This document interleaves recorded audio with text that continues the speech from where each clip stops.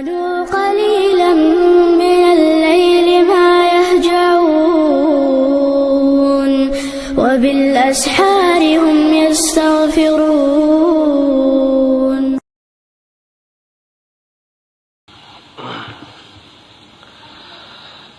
أعوذ بالله من الشيطان الرجيم. بسم الله الرحمن الرحيم.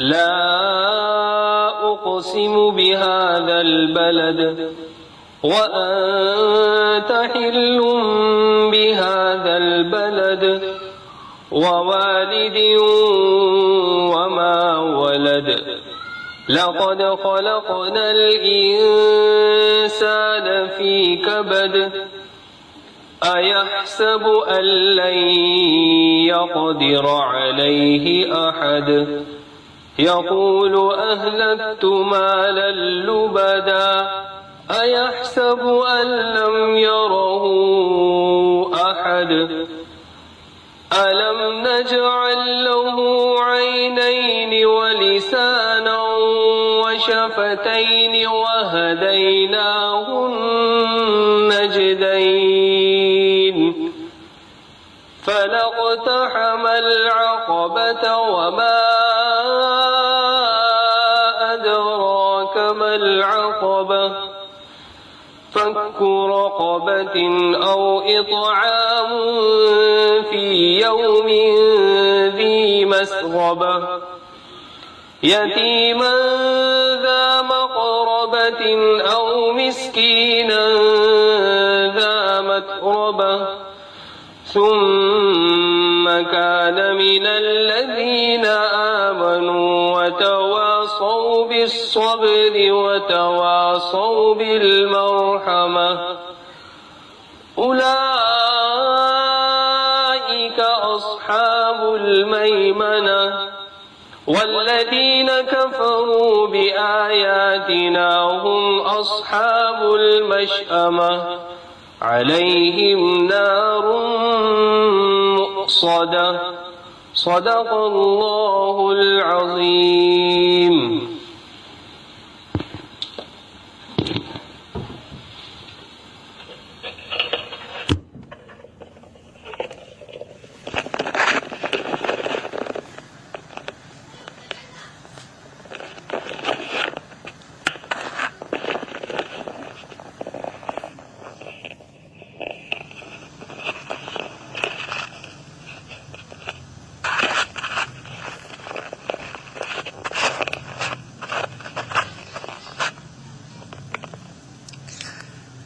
الحمد لله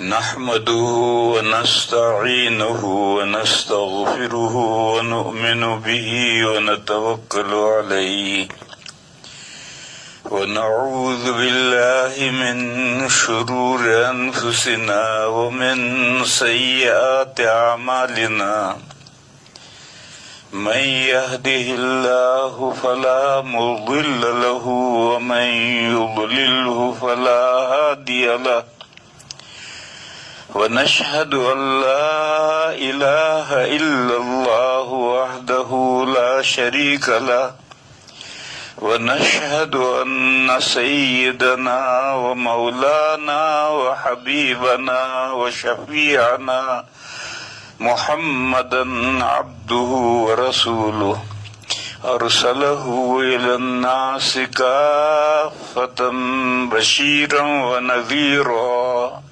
وداعيا إلى الله بإذنه وسراجا منيرا صلى الله تعالى عليه وعلى آله وصحبه وبارك وسلم تسليما كثيرا كثيرا وبعد فأعوذ بالله من الشيطان الرجيم بسم الله الرحمن الرحيم الحمد لله رب العالمين الرحمن الرحيم مالك يوم الدين الدين إياك نعبد وإياك نستعين اهدنا الصراط المستقيم صراط الذين أنعمت عليهم غير المغضوب عليهم ولا الضالين آمین۔ بزرگوں اور بھائیوں، سورہ فاتحہ کی تفسیر بیان کر رہا تھا۔ پچھلی آیتوں کا خلاصہ الحمدللہ میں توحید الوہیت کا بیان ہے کہ معبود صرف اللہ تعالی ہے، اس لیے کہ تمام تعریفیں اللہ کے لیے ہیں، اور سب سے بڑی تعریف، سب سے بڑا کمال معبود ہونا ہے۔ جیسے انسانوں میں لوگ سب سے بڑا کمال بڑا لیڈر ہونا، اس کو بڑا کمال سمجھتے ہیں، تو کائنات میں سب سے بڑا کمال معبود ہونا ہے۔ عابد اور معبود دو ہی ہیں، بس جب ساری ہی تعریفیں اللہ کے لیے ہیں تو یہ سب سے بڑی تعریف بھی اللہ ہی کے لیے ہے، اور جس میں ساری تعریفیں ہوں اور سب سے بڑی تعریف بھی اس کے لیے ہو، وہ ہر عیب سے پاک بھی ہوتا ہے۔ تو الحمدللہ کے ساتھ سبحان اللہ محذوف ہے، بس اس میں توحید الوہیت کا بیان ہے کہ معبود صرف ایک ہے۔ پھر اس کے بعد میں توحید ربوبیت ہے، جو توحید الوہیت کی دلیل ہے اور جو اس کا لیے لازم ملزوم ہے۔ رب العالمین، جو سارے جہانوں کو پالنے والے ہیں، یعنی سارے جہانوں کو عدم سے وجود میں بھی وہی لائے ہیں، اور پھر ان کے بقا کا سامان بھی انہوں نے کیا ہے، اور پھر اس کے بعد میں ان کو ہدایت اور رہنمائی بھی انہوں نے دی ہے۔ فرعون نے حضرت موسیٰ علیہ السلام جب اس کے پاس دعوت لے کر گئے تو اس نے پوچھا تھا کہ تمہارا پروردگار کون ہے؟ فرعون خود لوگوں کا رب پروردگار بنا ہوا تھا، تو جب موسیٰ علیہ السلام نے اس کو دعوت دی کہ پروردگار عالم پر ایمان لا، تو اس نے پوچھا کہ تمہارا پروردگار ہے کون؟ تو موسیٰ علیہ السلام نے فرمایا ربنا الذی اعطی کل شیء خلقہ ثم ہدی، ہمارا پروردگار وہ ہے جس نے ہر چیز کو اس کی بناوٹ پیدائش دی، یعنی پوری کائنات کو جو وجود بخشا ہے جس ہستی نے، اور وجود بخشنے کے بعد پھر اس کی رہنمائی کی ہے، ہر مخلوق کو کیسے جینا ہے، کس طریقے سے اس کو زندگی گزارنی ہے، یہ رہنمائی کی ہے، وہ ہمارا رب ہے۔ تو فرمایا کہ سارے جہانوں کے رب اللہ تعالی ہیں، انہوں نے سارے عالم کو وجود بخشا ہے اور پھر ہر مخلوق کو رہنمائی کی ہے کہ اسے زندگی کیسے گزارنی ہے۔ کیوں ہر مخلوق کی رہنمائی کیوں کی ہے؟ پھر اگلی آیت میں اللہ کی صفت رحمان آئی کہ وہ نہایت مہربان ہیں، ہر مخلوق پر ان کی مہربانی عام ہے۔ اس میں رحمت عام کا ذکر ہے، اور رحمت عام کے ساتھ اگر رحمت خاص کو ذکر نہ کیا جائے تو غلط فہمی ہو سکتی ہے، اس لیے جہاں رحمان آتا ہے اس کے ساتھ رحیم ضرور آتا ہے۔ رحمان میں رحمت عام کا ذکر ہے، رحیم میں رحمت خاص کا ذکر ہے۔ یہ رحمت خاص اس دنیا میں نہیں، اس دنیا میں تو رحمت عام ہے، جبھی تو اللہ سارے جہانوں کے پالنہار ہے، اور رحمت خاص اگلی دنیا کے لیے ہے۔ اگلی دنیا میں یہ رحمت خاص صرف مومنین کے حق میں ہوگی۔ اس یوں پھر آگے قیامت کا ذکر آیا، مالک یوم الدین، اللہ کے جزا کے دن کے مالک ہیں. یعنی آج اس دنیا میں تو ملکیتیں تسلیم، جزوی ملکیتیں تسلیم کی گئی ہیں، لیکن دوسری دنیا جب شروع ہوگی تو اللہ کے سوا کوئی مالک نہیں ہوگا. لہذا اس وقت میں اللہ تعالیٰ اپنی رحمت خاص سے جو اپنے پر ایمان لانے والے اور اللہ کی بندگی کرنے والے بندے تھے ان کو اللہ جنت عنایت فرمائیں گے. اور جو باغی تھے، جو مانتے ہی نہیں تھے یا مانتے تو تھے لیکن مان کر کے بھی پوجتے تھے غیروں کو، تو ایسے بندوں کے لیے اس وقت میں اللہ تعالیٰ کے یہاں رحمت نہیں ہے، اللہ تعالیٰ کی غضب اور ناراضگی کا ان کو سابقہ ہوگا. پھر اس کے بعد میں ایک آیت آئی تھی موضوع بدلنے کے لیے. یہ توحید و آخرت کے موضوع سے رسالت کے موضوع پر جانے کے لیے بیچ میں ایک آیت آئی تھی جو گریز کی آیت آئی تھی. وہ حدیث جو اعلیٰ درجے کی صحیح ہے، اس میں نبی پاک صلی اللہ علیہ وسلم نے فرمایا کہ جب بندہ کہتا ہے ایاک نعبد و ایاک نستعین، تو اللہ تعالیٰ فرماتے ہیں ھذا بینی و بین عبدی. اس حدیث میں وہ اعلیٰ درجے کی صحیح حدیث ہے کہ یہ آیت میرے اور میرے بندے کے درمیان میں ہے. یعنی اس سے اوپر جو دو موضوع آئے ہیں توحید اور آخرت، وہ تو اللہ سے تعلق رکھتے ہیں، اور آگے جو رسالت کا مسئلہ آئے گا یہ بندوں سے تعلق رکھتا ہے. اور یہ بیچ کی آیت بینی و بین عبدی، میرے درمیان میں اور میرے بندوں کے درمیان میں. وَلِعَبْدِ مَا سَأَلَ، اور میرا بندہ مجھ سے جو مانگے گا میں اس کو دوں گا.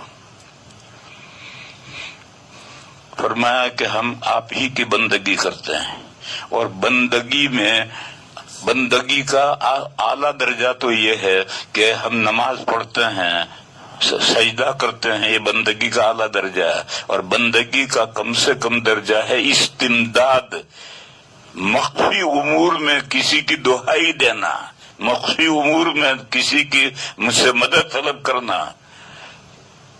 تو ہم مدد بھی آپ ہی سے طلب کرتے ہیں. علماء کرام نے کہا کہ آرڈنری جو امور ہیں اس میں ہم کسی سے مدد طلب کریں تو جائز ہے. بس آیت کریمہ میں استعانت سے مراد استمداد ہے. استمداد صرف اللہ کی ہے، اس کے علاوہ کوئی کسی کی نہیں. مانگو اللہ ہی سے، کسی اور سے مانگنا نہیں. پھر اس کے بعد میں آیت آئی اہدنا الصراط المستقیم، ہمیں سیدھا راستہ دکھائیے. یہ ایک سوال ہے اور یہ استمداد کے قبیل کا ہے، غیر معمولی امور کے اندر ہے، آرڈینری امور میں نہیں ہے، غیر معمولی امور میں ہے کہ ہمیں آپ راستہ دکھائیے کہ ہم دنیا میں زندگی کیسے گزاریں کہ آپ ہم سے راضی رہیں اور ہماری اگلی دنیا آخرت کامیاب ہو. ایسا راستہ ہمیں دکھلائیے. یہ راستہ یہ معمولی نہیں ہے. ایک تو یہ ہے کہ ایک آدمی کو جانا ہے کسی جگہ پر، تو اس نے گاڑی کھڑی رکھی اور کسی آدمی سے پوچھا کہ فلاں جگہ کا راستہ کون سا ہے، اس نے راستہ دکھا دیا. یہ حصی راستہ ہے، یہ تو آرڈینری راستہ ہے. اور یہ راستہ کہ ہمیں پوری زندگی کیسے گزارنی ہے تاکہ ہماری زندگی دنیا میں بھی کامیاب ہو اور آخرت میں بھی کامیاب ہو، یہ غیر معمولی ہے. یہ دہائی ہے کہ اہدنا الصراط المستقیم، آپ ہمیں سیدھا راستہ دکھائیے کہ ہم اس راستے پر زندگی گزار کر کے دنیا میں بھی کامیاب ہوں، آخرت میں بھی سکسیسفل ہوں. یہاں تک پہلے میں نے تفسیر بیان کی تھی. اب اس کے بعد آگے تین آیتیں ہیں. آگے تین آیتیں ہیں. اگر 2 آیتیں ہیں تو صراط الذین انعمت علیہم، ایک آیت غیر المغضوب علیہم ولا الضالین، 2 آیتیں ہیں. اور اگر ایک ہی آیت ہے تو پھر بیچ میں غیر پر وقف نہیں ہے بلکہ پوری ایک آیت ہے. اس میں ائمہ میں اختلاف ہے کہ سورہ فاتحہ میں جو 7 آیتیں ہیں تو 7ویں آیت صراط الذین سے آخر تک ایک آیت ہے یا یہ 2 آیتیں ہیں. ہم امام ابو حنیفہ علیہ الرحمہ کے نزدیک یہ 2 آیتیں ہیں. اور وہاں صراط الذین انعمت علیہم پر ہمارے قرآن شریف میں ایک 5 کا ہندسہ بنا ہے. ایک تو گول دائرہ ہے، یہ گول دائرہ تو بال اتفاق آیت ہے اور یہ توقیفی آیتیں ہیں، اور یہ جو 5 کا عدد ہے یہ کوفی آیت ہے، یعنی کوفہ کے جو قرہ تھے وہ یہاں آیت کرتے تھے۔ تو امام ابو حنیفہ علیہ الرحمہ بھی کوفہ کے ہیں، اس لیے امام ابو حنیفہ علیہ الرحمہ کے یہاں آیت ہے یہاں، اور یہ 2 آیتیں ہیں۔ بس بسم اللہ الرحمن الرحیم یہ قرآن کی جو مستقل آیت ہے وہ صحابہ نے یہاں لکھی ہے، وہ سورہ فاتحہ کا جز نہیں۔ تو بہرحال میں آپ کو یہ سمجھا رہا تھا کہ قرآن میں جہاں جہاں بھی 5 کا ہندسہ آئے گا تو یہ سمجھ لیں کہ کوفی آیت ہے، یہاں کوفہ کے قرہ آیت کرتے تھے۔ تو درخواست یہ ہے کہ اے اللہ ہمیں سیدھا راستہ دکھائیے۔ اب یہ سیدھا راستہ کوئی حصی تو ہے نہیں کہ یوں جا لیفٹ ہو جائیے، پھر ریڈ لائٹ آئے گی وہاں سے رائٹ ہو جائیے، یہ کوئی حصی راستہ تو ہے نہیں، لہذا اس کو دکھانا کس طرح دکھانا ہے۔ تو اس لیے اللہ تعالیٰ نے اس راستے کو مثبت اور منفی، پازیٹو اور نیگیٹو دونوں طرح سے اس راستے کو مشخص کیا کہ دیکھو سیدھا راستہ یہ ہے، مثبت پازیٹو مثبت طریقے سے فرمایا صراط الذین انعمت علیہم، یعنی ان بندوں کا راستہ جن بندوں پر آپ نے انعام فرمایا ہے، صراط الذین انعمت علیہم، جن بندوں پر آپ نے انعام فرمایا ہے ان کا راستہ دکھائیے۔ وہ بندے کون ہیں؟ سورہ نساء میں آیت ہے وَمَن يُطِعِ اللَّهَ وَالرَّسُولَ فَأُولَئِكَ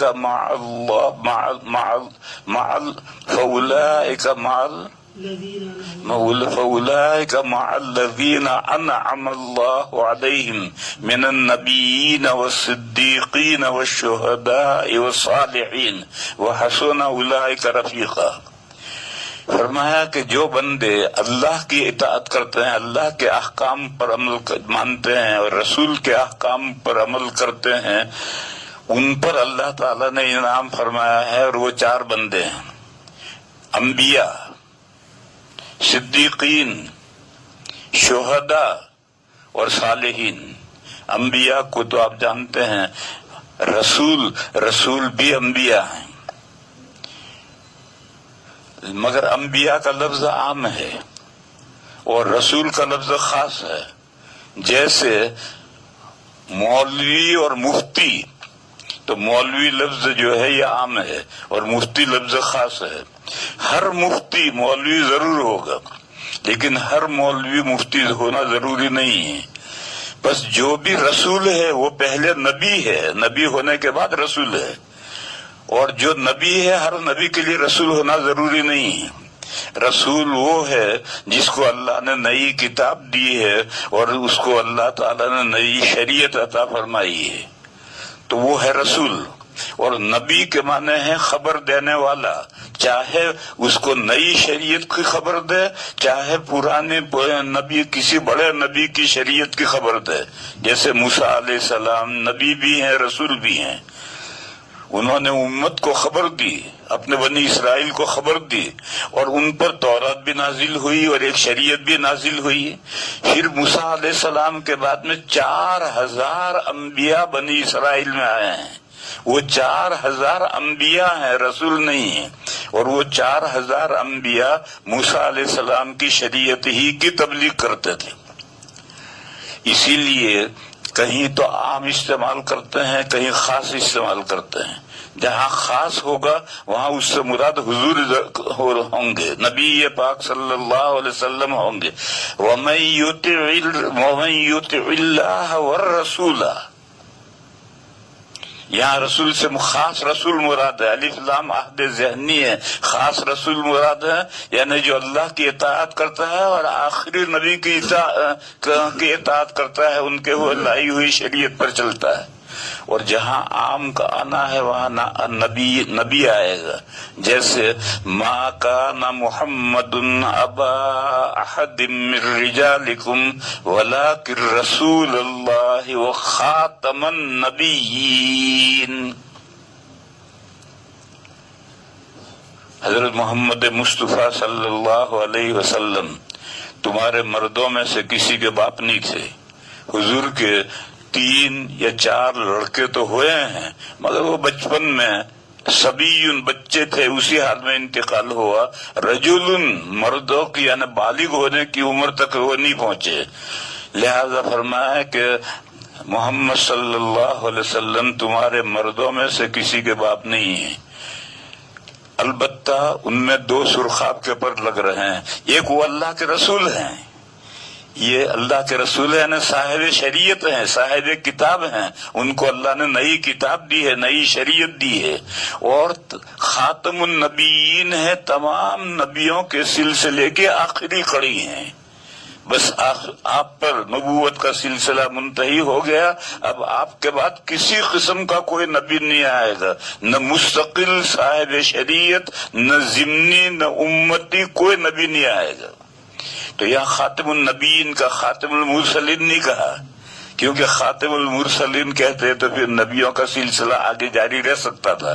اس لیے خاتم النبیین کہا کہ تمام نبیوں کی آخری کڑی ہے، آخری سلسلے کے ہیں، اس سلسلے میں آخری ہے. ان کے بعد کسی طرح کی نبوت کا کوئی مقام نہیں ہے. نہ صاحب شریعت نبی آئے گا، نہ غیر صاحب شریعت آئے گا، نہ مستقل نبی آئے گا، نہ ماتحت نبی آئے گا، نہ امتی نبی آئے گا، نہ ذلی نبی آئے گا، نہ بروزی نبی آئے گا. کوئی نبی کا کوئی خاتم النبیین تشریف لے آئے.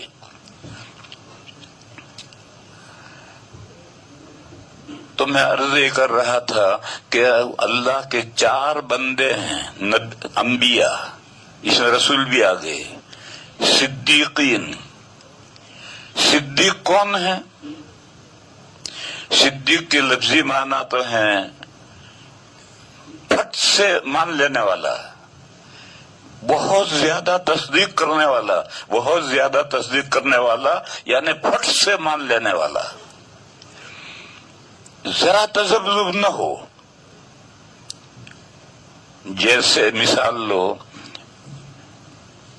ہمارا معدہ گلاب جامن کو کیسا قبول کر لیتا ہے، منہ میں رکھا اور فوراً اگر روکنا چاہو تو بھی رکے گا نہیں، ایک دم نکل لے گا. وہ معدہ کھینچتا ہے، معدہ ہوتا. تو جیسا معدہ گلاب جامن کو ایک دم قبول کر لیتا ہے، ایسا حق بات کو فوراً قبول کر لے، وہ صدیق ہے. اس کی مثال، جب معراج سے نبی پاک صلی اللہ علیہ وسلم تشریف لائے تو مشرکین کے سامنے حضور نے سب سے پہلے مسجد حرام میں یہ بیان کیا کہ آج رات میں معراج میں گیا تھا اور یہ دیکھا میں نے. تو لوگوں کو تقریب کا ایک پوائنٹ ہاتھ آ گیا، انہوں نے تالیاں بجائی اور یہ کہا کہ لو اب تک تو بہکی بہکی باتیں دنیا کی کرتے تھے، اب آسمان کی بھی بہکی بہکی باتیں کرنے لگے. خوب مذاق اڑایا. ان مشرکین میں سے ایک مشرک جا رہا تھا اور راستے میں صدیق اکبر ملے، حضرت ابو بکر ملے. تو اس نے کہا ابو بکر تمہارے ساتھی پاگل ہو گئے. کیوں بھائی، کیا ہوا؟ کہنے لگے وہ یہ بیان کر رہے ہیں کہ رات میں معراج میں گیا تھا اور یہ دیکھا اور وہ دیکھا اور وہ دیکھا اور وہ یہ دیکھا. تو حضرت صدیق اکبر نے کہا کہ یہ باتیں وہ کہتے ہیں کہ جی میں ابھی سن کر آ رہا ہوں. تو ابو بکر صدیق نے فرمایا کہ اگر وہ یہ باتیں وہ کہتے ہیں تو سب سے پہلے تصدیق میں کرتا ہوں کہ وہ صحیح کہتے ہیں. تو ہر وہ شخص جس میں یہ صفت ہے کہ حق بات سامنے آئے فوراً قبول کر لے. میں اس کی ایک مثال دوں.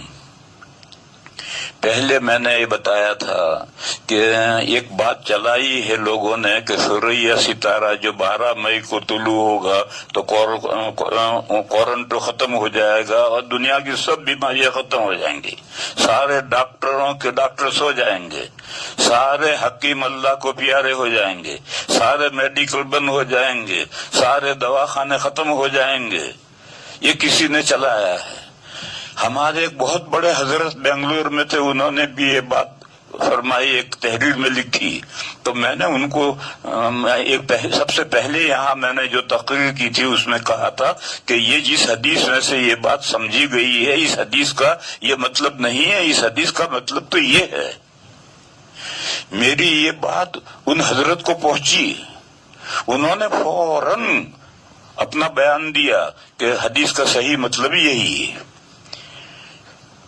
حق بات سامنے ہے، حالانکہ دوسرا قول موجود ہے، کتابوں میں دوسرا قول موجود ہے، لیکن انہوں نے وہ قول تو سارے ہوتے ہی ہیں، طرح طرح کے اقوال ہوتے ہیں۔ اقوال کے ہونے سے کوئی ضروری نہیں ہے کہ جس کہنے والے نے جو بات کہی ہو صحیح ہو۔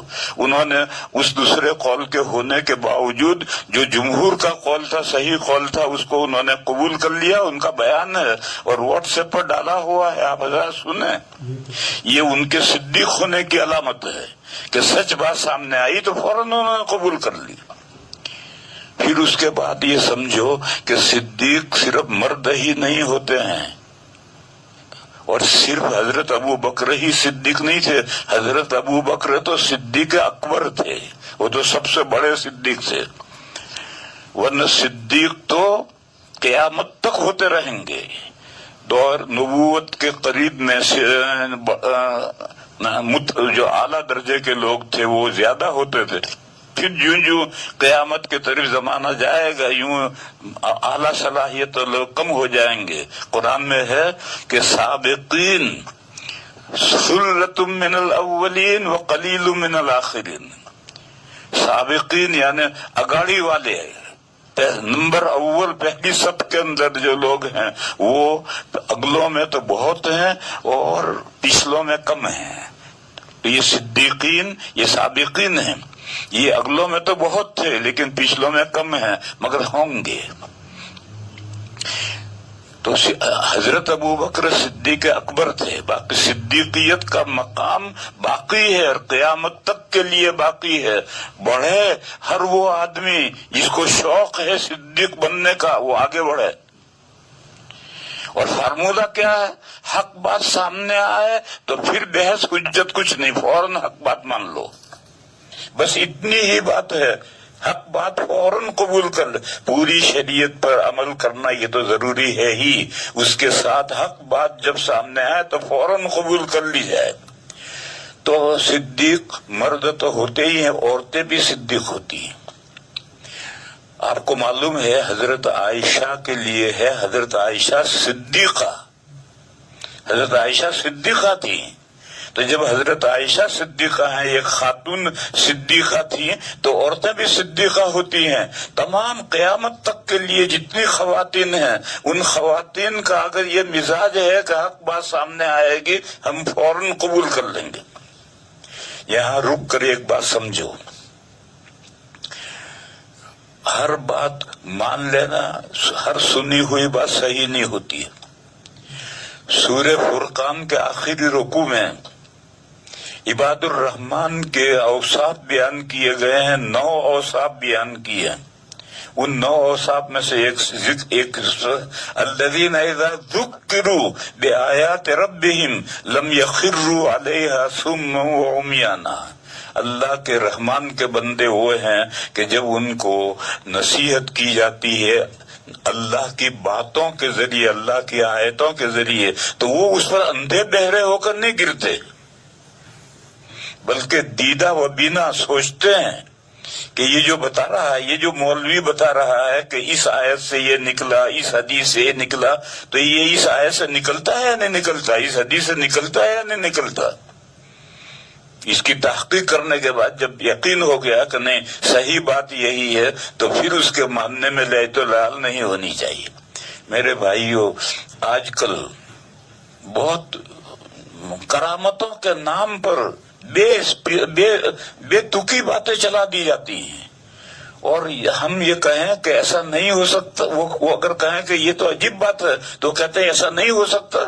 ارے ہو تو سب کچھ ہو سکتا ہے، آسمان بھی ٹوٹ کے زمین پہ گر سکتا ہے، لیکن ٹوٹ کر گرا یا نہیں گرا اس کی دلیل بھی تو چاہیے۔ میں ایک مثال دوں، لوگوں میں یہ مشہور ہے کہ حضرت اسماعیل علیہ السلام کے ایڑیاں رگڑنے سے زمزم ظاہر ہوا۔ کیا دلیل ہے اس کی؟ کوئی دلیل نہیں کہ ایسا نہیں ہو سکتا. رب سب ہو سکتا ہے. قرآن کریم میں ہے ایوب علیہ السلام بیمار ہو گئے تھے نہایت ضعیف، تو اللہ کا حکم آیا ارکض برجلک، اپنا پیر کی ایڑی مارو. ایڑی ماری، چشمہ ظاہر ہوا اور کہا اس کو پیو اور نہاؤ، اچھے ہو گئے. تو ایک بیمار نحیف اور کمزور کے ایڑی مارنے سے چشمہ ظاہر ہو سکتا ہے؟ قرآن میں ہے. تو اسماعیل علیہ السلام کے ایڑیاں رگڑنے سے زمزم کیوں ظاہر نہیں ہو سکتا؟ لیکن اسماعیل علیہ السلام کے ایڑیاں رگڑنے سے زمزم ظاہر ہوا، اس کی کوئی دلیل ہے تو لاؤ. دلیل تو کچھ ہے نہیں، ایک چلی ہوئی بات ہے. جبکہ بخاری شریف میں حضرت ابن عباس رضی اللہ تعالی عنہما کا قول ہے، جب حضرت ہاجرہ 7ویں مرتبہ مروہ پر تھی تو جہاں زمزم ہے وہاں حضرت جبرائیل ظاہر ہوئے. تو انہوں نے حضرت ہاجرہ نے وہاں مروہ پر 1 کلومیٹر کا فاصلہ ہے، وہاں انہوں نے حضرت جبرائیل نے کوئی بات کہی، وہ بات سنی اور سمجھی نہیں. تو انہوں نے کہا کہ اگر آپ کے پاس کوئی آپ اس آڑے وقت میں میری کوئی مدد کر سکتے ہو تو مدد کریں. تو پھر ان کو حضرت جبرائیل علیہ السلام نظر آئے اور حضرت جبرائیل علیہ السلام نے اپنا پیر مارا، ایڑی ماری، اس سے زمین کے سوتے ٹوٹ گئے اور وہاں فوارے کی طریقے سے، فوارہ یہ لمبا نہیں بلکہ چشمے کی طرح چھم چھم چھم چھم چھم جم جم جم جم پانی نکلنے لگا. اور حضرت جبرائیل نے یہ کہا کہ یہ پانی ہے، اسے پیو، یہ کھانے کا بھی کام دے گا، پانی پینے کا بھی کام دے گا، پانی کا بھی کام دے گا، کھانے کا بھی کام دے گا، اور ڈرو مت، اللہ تمہیں ضائع نہیں کریں گے. یہ کہہ کر جبرائیل تو غائب ہو گئے. اب وہ وہاں سے مروے سے دوڑی ہوئی آئی اور آ کر انہوں نے مٹی چاروں طرف کر کے پانی کو روک لیا. نبی پاک صلی اللہ علیہ وسلم نے فرمایا، اب دیکھو یہ حدیث مرفوع ہے، یہاں تک تو ابن عباس کا بیان تھا. ابن عباس حضور کے صحابی ہیں. حضور نے فرمایا کہ اللہ اسماعیل کی ماں پر رحم فرمائے، اگر وہ اس طرح سے مٹی کی مینڈ بنا کر کے، کنڈی بنا کر کے پانی کو روک نہ لیتی تو زمزم چشمہ بہتا چشمہ ہوتا. لیکن انہوں نے روک دیا تو بس وہ اتنے میں زمزم کا کنواں بن کر رہ گیا، آگے چشمے کے طور پر نہیں بنا. بہرحال یہ روایت بخاری شریف میں ہے کہ حضرت جبرائیل علیہ السلام نے وہاں یا تو اپنا ہاتھ مارا، بازو مارا، یا پیر کی ایڑی ماری، اور وہ اتنی زور کی لگی کہ زمین کے اندر جا کر جو سوت ہیں وہ سوت ٹوٹ گئے اور وہاں سے پانی نکلنا شروع ہوا. اور آج تک اتنا پانی نکل رہا ہے کہ ساری دنیا پینا چاہے تو پانی ختم نہیں ہوگا. میں یہ کہہ رہا تھا کہ اب یہ بخاری شریف میں روایت ہے، اب اس کو لیں گے، یہ لوگوں کی چلی ہوئی بات لیں گے. لوگوں کی چلی ہوئی بات یہ ہے کہ اسماعیل علیہ السلام نے ایڑی رگڑی تو چشمہ ظاہر ہوا، مگر اس کی دلیل تو کوئی نہیں ہے، ضعیف روایت بھی نہیں ہے، بس ایک چلی ہوئی بات ہے. اور یہ روایت جو میں کہہ رہا ہوں تو بخاری شریف میں ہے اور حضرت ابن عباس رضی اللہ تعالی عنہما کا بیان ہے.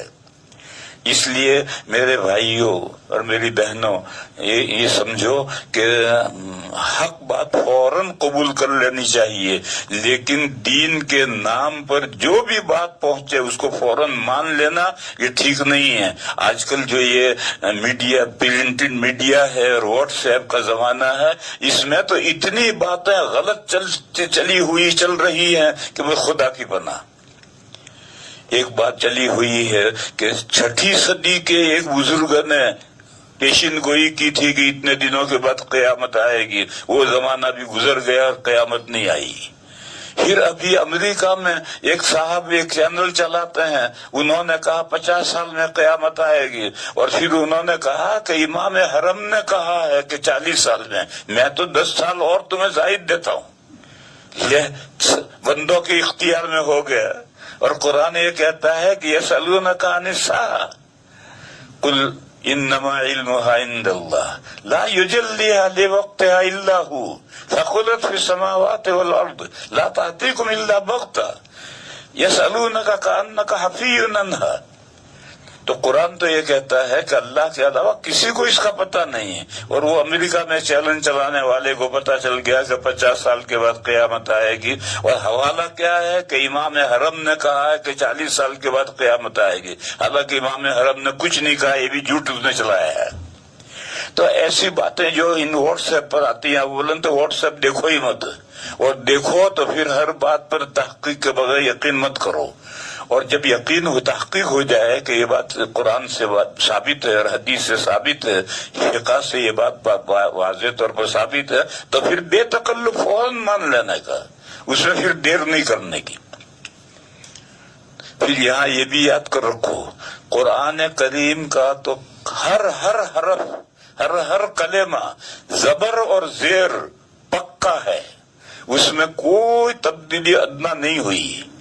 लेकिन मेरे भाइयों और मेरी बहनों, हदीसों का ये हाल नहीं है। हदीस है नबी पाक सल्लल्लाहु अलैहि वसल्लम का कलाम है, और कुरान अल्लाह का कलाम है। अल्लाह के कलाम में बंदे अपना कलाम नहीं घुसा सकते, लेकिन बंदे के कलाम में बंदे घुसा सकते हैं। इसलिए हदीसों में घड़ी हुई हदीसें दाखिल की गई हैं, और फिर उसमें से कुछ तो आला दर्जे की सही हैं, कुछ बिल्कुल घड़ी हुई हैं, और कुछ बीच में ज़ईफ हैं। और फिर इसराइलियों की, यहूद व नसारा की बहुत सी बातें तफसीरों में आई हैं जो इसराइलियात कहलाती हैं। इसलिए ये जो बातें आती हैं तहकीक के बगैर उसको नहीं मानना चाहिए। तहकीक होने के बाद में देर नहीं करनी चाहिए। तो जो मर्द पक्की बात फौरन कबूल करता है, जो खातून पक्की बात, दीन की पक्की बात फौरन कबूल करती है, वो सिद्दीक और सिद्दीका है। और शहीद कौन है? शहीद वो हैं जिन्होंने अल्लाह के दीन की सरबुलंदी के लिए अपने जान का नजराना पेश किया है। शहीद वो मर्द हैं, वो औरतें भी शहीद हो सकती हैं। जो मर्द हैं या औरतें, ज्यादातर मर्द ही शहीद होते हैं, औरतों के ऊपर जिम्मे जिहाद नहीं है।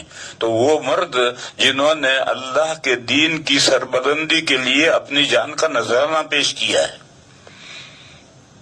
लफ्ज शहीद के माने हैं गवाह। इनको शहीद क्यों कहते हैं?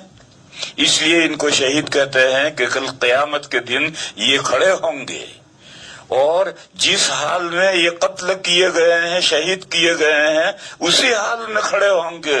जख्म लगे हुए होंगे, खून निकल रहा होगा, रंग तो खून का होगा लेकिन बू खून जैसी बू नहीं होगी, बल्कि मुश्क जैसी खुशबू होगी।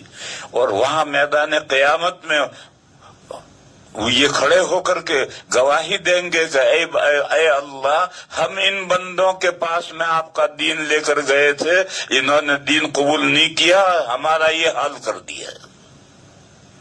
तो सारे मैदान क़यामत में इनकी मजलूमियत जाहिर होगी कि ये खैर खा बनकर गए थे, अल्लाह का दीन पहुंचाने गए थे, इन्होंने दीन तो कबूल नहीं किया, और दीन कबूल करने के बजाय इन बेचारों का ये मार मार के भूसा बना दिया। तो इस वजह से इनको गवाह कहते हैं। तो शहीद के माना तो वो हैं, और गवाह उनको इसलिए कहा जाता है कि कल क़यामत के दिन वो गवाही देंगे। ये जो शहीद हैं, इनका एक मसला दरमियान में मैं बयान करूं। जो लोग मैदान जिहाद में शहीद हो जाते हैं, उनको गुस्ल नहीं दिया जाता। नमाज पढ़नी है, नमाज जनाजा पढ़नी है या नहीं पढ़नी है, इसमें इमाम में इख्तिलाफ है। इमाम अबू हनीफा अलैहि रहमा कहते हैं पढ़नी है, नमाज जनाजा उनकी पढ़ना वाजिब है। इमाम अहमद अलैहि रहमा कहते हैं पढ़नी है मगर पढ़ना वाजिब नहीं है, मुस्तहब है। और इमाम मालिक और इमाम शाफिई रहमहुमुल्लाह कहते हैं कि शहीद की नमाज जनाजा नहीं है। पढ़ो तो पढ़ो, बाकी वाजिब नहीं, न वाजिब है न मुस्तहब है। तो नमाज में तो इमाम में इख्तिलाफ है, लेकिन चारों इमाम मुत्तफिक हैं कि उनको गुस्ल नहीं दिया जाएगा। क्यों गुस्ल नहीं दिया जाएगा? बाज मर्तबा मैदान क़यामत में शहीद के लाश के टुकड़े टुकड़े कर दिए जाते हैं, उन पर घोड़े दौड़ा करके ऐसा पीस दिया जाता है, जला करके काला कर दिया जाता है, पहचानना मुश्किल है। अब कैसे गुस्ल दोगे? اس لیے شریعت میں ان کا غسل ہی نہیں۔ میرے بھائیو، آج کل یہ جو کورونا کا مسئلہ چل رہا ہے تو کورونا میں جو مرتے ہیں ان کو پولیس پلاسٹک میں پیک کر کے دیتی ہے اور یہ کہتی ہے اس کو کھول نہیں سکتے ہو۔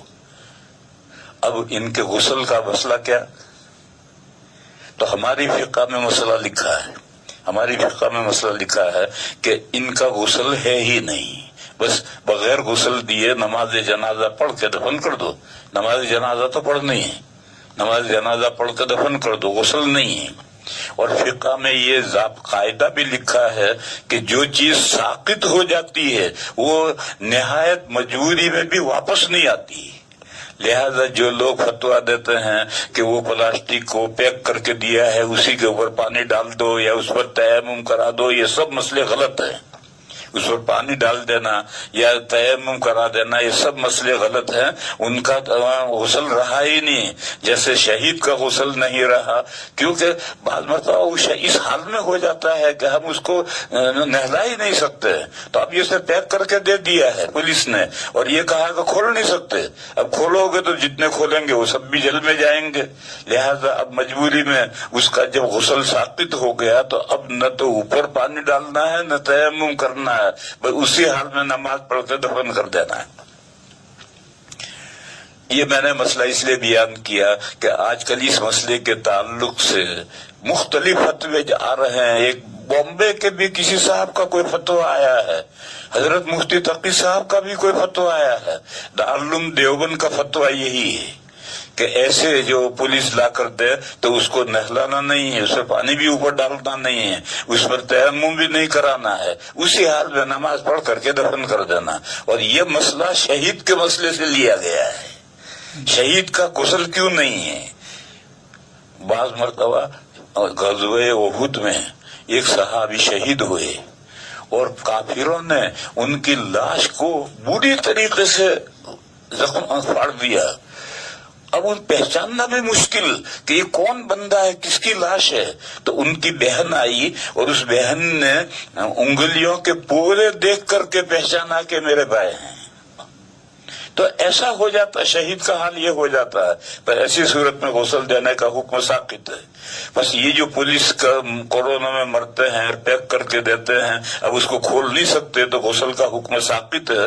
اب اوپر نہ پانی ڈالنا ہے نہ تیمم کرنا ہے، بس نماز پڑھو، نماز پڑھ کر کے دفن کر دو۔ یہ درمیان میں میں نے مسئلہ بیان کیا تھا، اصل مسئلہ تو میں بیان کر رہا تھا کہ شہید وہ ہے جو کل قیامت کے دن اسی حال میں، جس حال میں شہید ہوا ہے اسی حال میں قیامت کے دن آئے گا اور میدان قیامت میں گواہی دے گا کہ میں ان بندوں کے پاس میں اللہ کا دین لے کر گیا تھا، انہوں نے اللہ کا دین تو قبول نہیں کیا اور میرا مار کے مردہ بنا دیا۔ اور چوتھے بندے ہیں صالحین، نیک لوگ۔ نیک لوگ کس کو کہتے ہیں؟ نیک لوگ ایک اصطلاحی لفظ ہے، سبھی لوگ سمجھتے ہیں، پھر بھی اگر تھوڑی بہت تشریح کرنی ہے تو وہ یہ ہے کہ اللہ کی ہر شریعت میں دو قسم کے کام ہیں، کرنے کے اور بچنے کے۔ تو جتنے کام کرنے کے ضروری ہیں، جتنے فرائض ہیں اور جتنے واجبات ہیں، ان تمام کو مضبوطی سے عمل کرتا ہو۔ اور جو بچنے کے کام ہیں وہ دو ہیں، ایک حرام اور ایک مکروہ تحریمی۔ مکروہ تحریمی کے تعلق سے لوگ سمجھتے ہیں کہ بھائی تو مکروہ ہے، بھائی مکروہ نہیں ہے، مکروہ تحریمی ہے، یعنی گویا یہ بھی حرام ہے۔ تو جو حرام سے اور مکروہ تحریمی سے بچتے ہیں اور فرائض اور واجبات پابندی سے کرتے ہیں وہ نیک بندے ہیں۔ اور جو نوافل اعمال کرتے ہیں، سنت مؤکدہ پڑھتے ہیں، سنت غیر مؤکدہ پڑھتے ہیں، تہجد پڑھتے ہیں، اوابین پڑھتے ہیں، نفلیں پڑھتے ہیں، اور معمولی گناہوں سے بھی بچتے ہیں، بیڑی نہیں پیتے، گٹکا نہیں کھاتے، یہ تو صالحین نہیں، یہ تو بزرگ ہیں، یہ تو اللہ کے ولی ہیں، اللہ کے اولیاء ہیں۔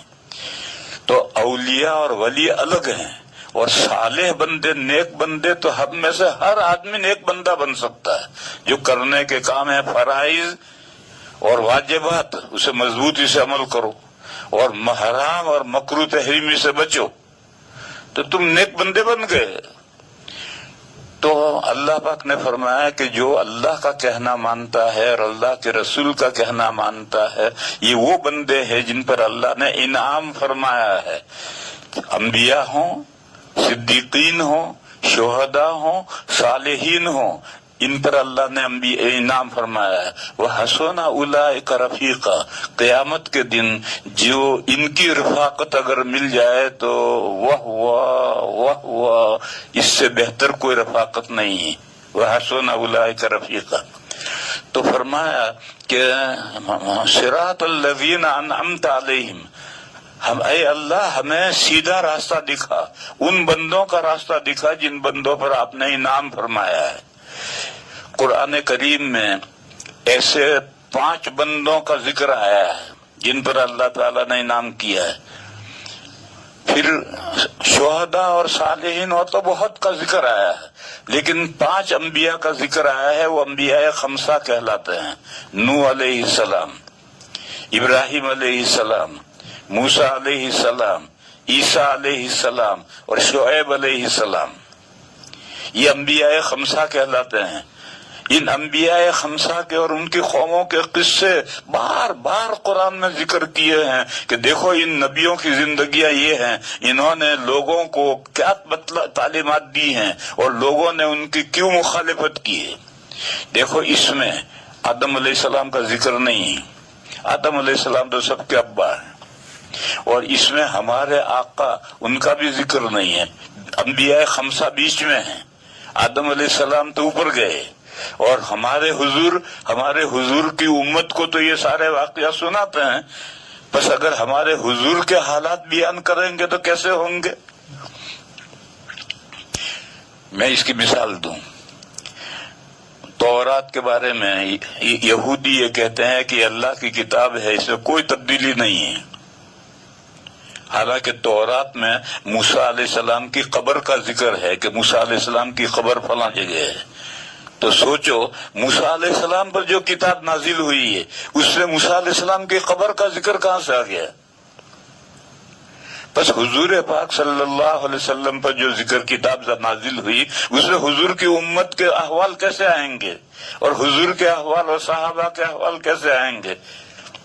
اس لیے میں نے کہا کہ آدم علیہ السلام کا تذکرہ بھی نہیں ہے اور حضور کا بھی نہیں، بیچ میں 5 انبیاء ہیں، نوح علیہ السلام، ہود علیہ السلام، صالح علیہ السلام، ابراہیم علیہ السلام اور شعیب علیہ السلام۔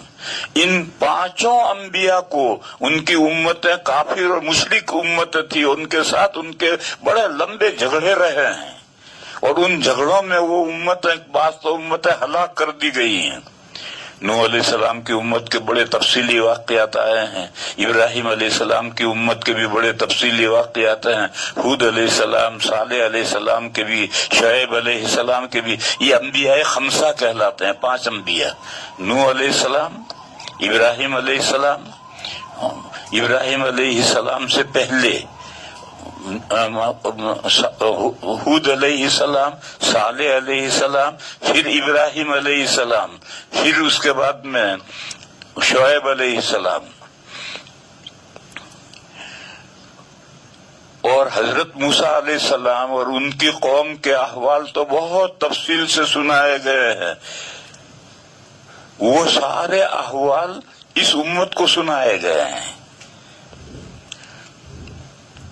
چمار، موچی، جب جوتا سیتا کاٹتا ہے تو پہلے یا درزی جب کوئی موٹا کاٹتا ہے تو ایک آستین کاٹ بالکل نہیں، پیمائش کر کے کاٹ کر پھر کپڑا رکھ کر کے دوسری آستین اسی طرح کاٹ ڈالتا ہے۔ اسی طرح سے موچی ایک جوتا کی تلی کاٹ کر پھر رکھ کر دوسری تلی اسی طرح کاٹ ڈالتا ہے۔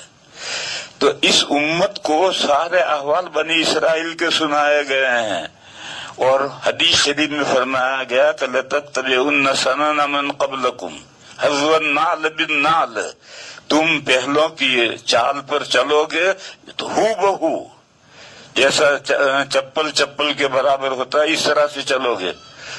اور قرآن کریم میں سورہ جمعہ میں ایک آیت آئی ہے، مَثَلُ الَّذِينَ حُمِّلُوا التَّوْرَاةَ ثُمَّ لَمْ يَحْمِلُوهَا كَمَثَلِ الْحِمَارِ يَحْمِلُ أَسْفَارًا۔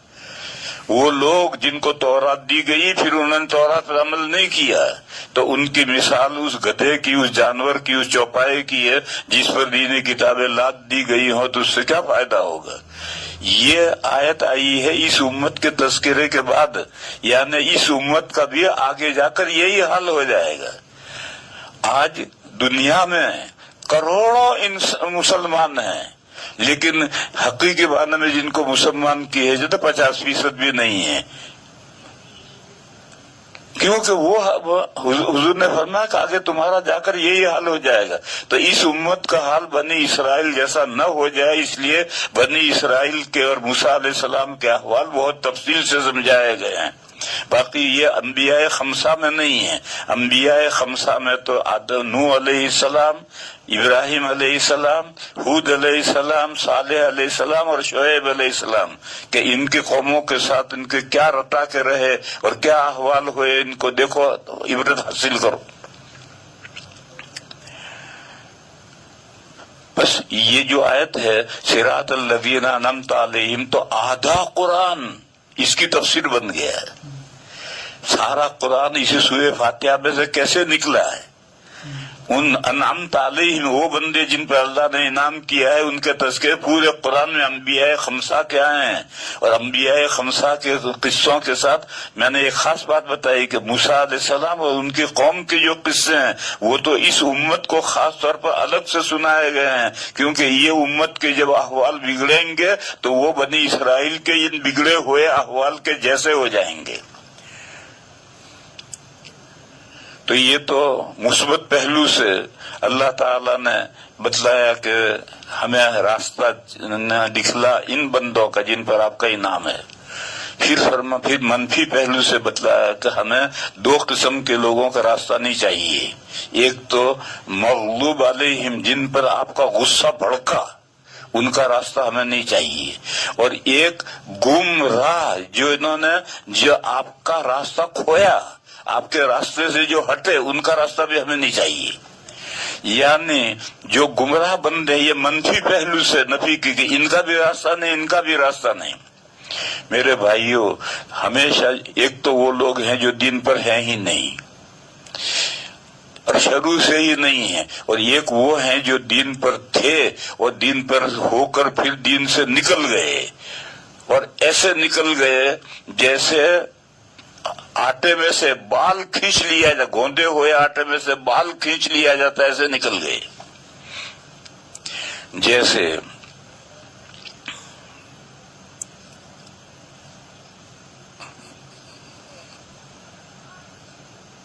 یہود،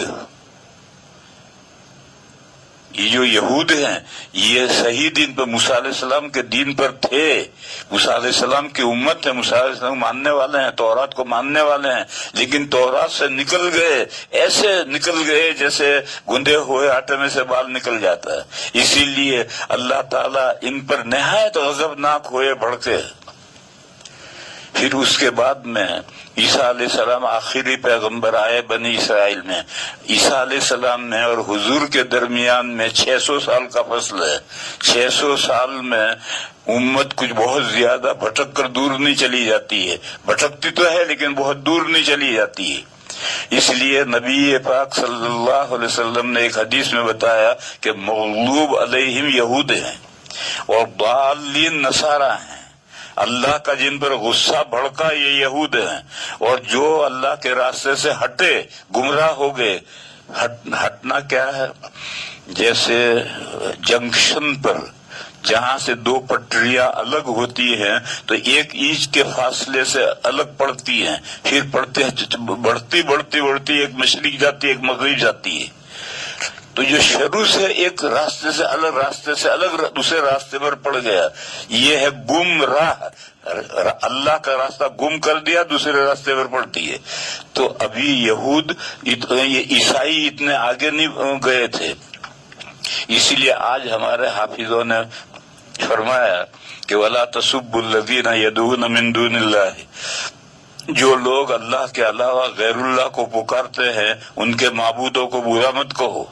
اگر ان کے معبودوں کو برا کہو گے تو وہ سوچے سمجھے بغیر تمہارے معبود کو یعنی اللہ کو برا کہیں گے، اس آیت کے بعد میں پھر ایک آیت آئی کہ مسلمانوں سے سخت دشمن دور یہود ہیں اور والذین اشرکوا ہیں، اشد الناس عداوتن ہیں، اور اقربہم مودتن، مومن سے اقربہم مودتن یہ نصارہ ہیں، اور وجہ یہ بتائی کہ ان میں قسیسین ہیں اور رہبان ہیں۔ تو یہ نزول قرآن کے وقت کے عیسائی ہیں، اب تو 1400-1500 سال ہوتے ہوئے یہ عیسائی بھی ان یہودیوں کے پالے میں پہنچ گئے ہیں، اب تو یہ سارے ایک ہی تھیلے کے چٹے بٹے ہو گئے ہیں۔ تو میں کہہ یہ رہا تھا کہ حدیث شریف میں مغضوب علیہم کی مثال سمجھنے کے لیے یہود کی بیان کی اور ضالین کی مثال نصارہ کی بیان کی۔ اس امت میں اس وقت مثال نہیں تھی، اس لیے کہ اس امت کا جو پہلا طبقہ تھا صحابہ کا، وہ دودھ میں دھلا تھا، وہ ایسے گیہوں کی بوری تھی جس میں ایک کنکر نہیں تھا۔ بس اس امت میں سے کہاں سے مثال لائیں گے؟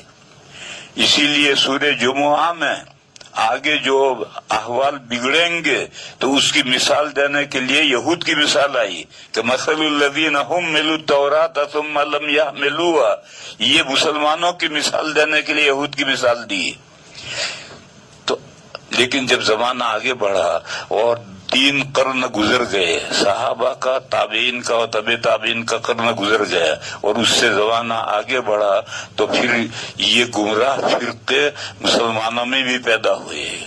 پھر مسلمانوں میں جو گمراہ فرقے ہیں، کچھ تو ہیں جو بالکل ٹوٹلی اسلام سے نکل گئے، جیسے قادیانی اسلام سے نکل گئے، خوجہ اسلام سے نکل گئے، باطنیہ اسلام سے نکل گئے، یہ تو سب مغضوب علیہم کی مثال ہیں۔ اور ایک وہ ہیں کہ جو اسلام سے نکلے نہیں ہیں لیکن بہرحال اہل السنہ والجماعہ کے پاتھ پر، راستے پر ہیں بھی نہیں، اس سے بھٹک گئے ہیں، دوسرے راستے پر پڑ گئے ہیں۔ ایسے بہت سے فرقے ہیں مسلمانوں میں۔ آپ اس کو بیان کریں کہ دنیا کے تمام مفتی جن فرقوں کو غیر مسلم قرار دیتے ہیں وہ مغضوب علیہم ہیں، اور دنیا کے تمام مفتی جن کے غیر مسلم ہونے پر متفق نہیں ہیں وہ ضالین کی مثال ہے۔ دوسرے الفاظ میں یوں سمجھیں کہ جن کے پیچھے نماز جائز نہیں ہے وہ مغضوب علیہم کی مثال ہے، اور جن کے پیچھے نماز نہیں پڑھنی چاہیے مگر پڑھ لی جائے تو ہو جاتی ہے، وہ ضالین ہے۔ تو کہا کہ ہمیں ان سے بھی بچا اور ان سے بھی بچا، یہ جو مغضوب علیہم ہیں ان سے بھی بچا، یعنی اے اللہ ہم قادیانی نہ بن جائیں، اے اللہ ہم خوجہ نہ بن جائیں، اے اللہ ہم کرامتہ نہ بن جائیں، اے اللہ ہم باطنیہ نہ بن جائیں، اے اللہ ہم شیعہ نہ بن جائیں۔ یہ مغضوب علیہم سے بچا، اور ضالین سے بھی بچا، اے اللہ ہم مودودی نہ بن جائیں، اے اللہ ہم غیر مقلد نہ بن جائیں، اے اللہ ہم پجامے نہ بن جائیں، اے اللہ ہم لنگی نہ بن جائیں۔ یہ ہمارے فرقے ہیں، ان سے بھی ہمیں بچا۔ یہ منفی پہلو سے مشخص کیا کہ ان کا راستہ ہمیں نہیں چاہیے، اور یہ مثبت پہلو سے مشخص کیا کہ ان منعم علیہم کا راستہ ہمیں چاہیے۔ لہذا یہ اب واضح ہو گیا، اب پورا قرآن کریم اسی کی وضاحت ہے۔ پورا قرآن کریم جو ہے یا تو مغضوب علیہم کے احوال ہوں گے، یا ضالین کے احوال ہوں گے، یا منعم علیہم کے احوال ہوں گے، اور پھر اس کے ساتھ باقی جو احکام صراط مستقیم یعنی زندگی کیسے گزارنی ہے اس دنیا کے اندر، اس کے احوال بھی سب آئیں گے۔ یہ سورہ فاتحہ میں یہ اتنے مضامین ہیں۔ اب یہ مسئلہ سب رسالت کا ہے، یہ رہنمائی کون کرے گا، سیدھا راستہ کون دکھائے گا، اللہ کا رسول دکھلائے گا، بس یہ رسالت کا مسئلہ ہے۔ اور یہی یہی دین اسلام کے 3 بنیادی مسئلے ہیں۔ ایک اللہ معبود ایک ہے، اسی کی بندگی کرو، اس کے علاوہ کسی کے سامنے کسی کی نیاز خم مت کرو۔ تیسرا قیامت کی تیاری کرو، کرو, اس دن رحمت خاص ہوگی, اس رحمت خاص کو حاصل کرنے کے لیے کوشش یہاں سے کر کے جانا ہے. اور تیسرا یہ ہے کہ اللہ نے اس دنیا کے اندر اس صحیح پاک پر, صحیح راہ پر چلنا ہے تاکہ ہم دوسری دنیا میں جا کر کامیاب ہوں. لہذا قرآن کریم کو پڑھو, اور آگے سورہ بقرہ سے قرآن کریم کا تذکرہ شروع ہوگا. یہ دلیل رسالت ہے. رسول تو ہمارے نبی صلی اللہ علیہ وسلم ہیں. ہمارے نبی صلی اللہ علیہ وسلم کے لیے دلیل کیا ہے کہ آپ نبی ہیں؟ ان کی دلیل یہ ہے کہ انہوں نے یہ قرآن پیش کیا ہے. لہذا یہ قرآن دلیل رسالت سے اگلی صورت شروع ہوگی. وآخر دعوانا ان الحمد للہ رب العالمین. اس کے بعد سوالات ہیں, 9 سوال آئے ہیں. لہذا اس وقفے میں یہ سوال بھی مختصر طریقے پر تھوڑے تھوڑے سوالات کے جواب دوں گا. پہلا سوال یہ ہے کہ دادی حوا اگر آدم علیہ السلام کی پسلی سے پیدا نہیں ہوئی تو پھر کس طرح پیدا ہوئی؟ جواب,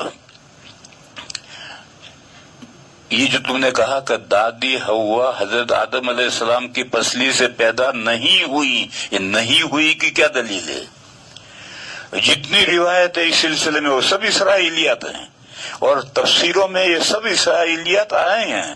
اور اسرائیلیات میں بائبل میں آج بھی یہ مضمون ہے. اور ایک بائبل فوٹو والی ہے, اس فوٹو والی بائبل میں تو پورے صفحے میں فوٹو ہے. ایک باغ ہے, اس درخت کے نیچے ایک مرد سویا ہے. اللہ تعالیٰ کبوتر بن کر کے پنجے میں چھری لے کر آئے اور اس مرد کے پہلو میں سے تھوڑا سا گوشت لے گئے اور حضرت حوا کو بنا کر بھیج دیا. ابھی وہ سوئے ہیں, ان کے ابھی بیدار نہیں, اسے پہلے وہ آ کر وہاں بیٹھ گئی. یہ سارا مضمون بائبل میں ہے. آج بھی بائبل چھپے ہوئے ہیں, ہر زبان میں چھپے ہوئے ہیں. دیکھو یہ سب روایتیں تفسیروں میں آئی ہیں. میں نے کہا تھا کہ صحیح حدیثوں میں بخاری میں صرف ایک حدیث ہے, اور اس حدیث کا بھی حافظ ابن حجر علیہ الرحمہ نے یہ مطلب بیان کیا. اب دوسرا سوال یہ ہے کہ پھر وہ کیسے, حضرت دادی حوا کیسے پیدا ہوئی؟ تو اسے سنو. حضرت شاہ ولی اللہ صاحب علیہ الرحمہ نے حجت اللہ میں یہ مضمون لکھا ہے کہ اس وقت مخلوقات 3 طرح پیدا ہو رہی. بے شمار مخلوقات ہیں جو مٹی سے ڈائریکٹ پیدا ہوتی ہیں, جیسے کیڑے مکوڑے. پھل لٹک رہا ہے, اس میں کیڑے پڑ گئے, ہمارے پیٹ میں کیڑے پڑ گئے. وقت آیا, برسات ہوئی تو جنگل میں کیڑے ہی کیڑے پیدا ہو گئے. یہ کہاں سے پیدا ہوئے؟ یہ ڈائریکٹ مٹی سے پیدا ہوئے.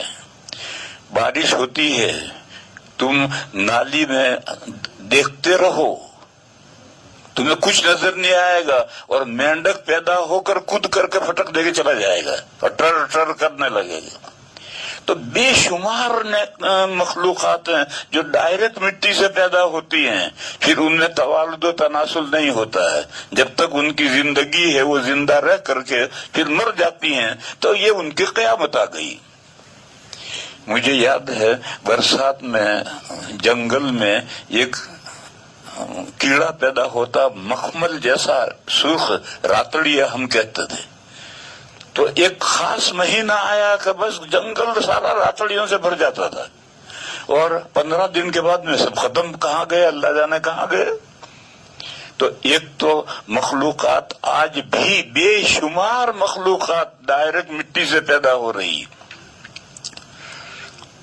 دوسری وہ مخلوقات ہے کہ جو مٹی سے بھی پیدا ہوتی ہے اور پھر ان میں توالد و تناسل بھی ہوتا ہے.